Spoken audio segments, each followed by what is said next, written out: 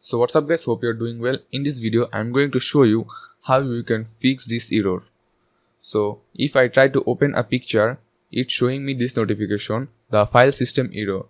If I right click on it and try to open with other app like Google Chrome, as you can see I can open this picture.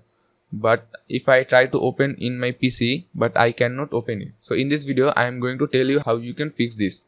So at first you have to do it, just go to your search button and here search for run, N-R-U-N, run, and just run this app. After that you have to search here for services MSC. After search here, then click on OK. After that you have to search for Windows License Manager. Just scroll down and here you can see Windows License Manager service. You have to just right click on it and then click on properties, click on disable button, then click on manual button, then click on apply, then click on OK. Now you can close your windows. After that, if I want to try open this picture, as you can see I can open this and I can see this picture. No notification is showing.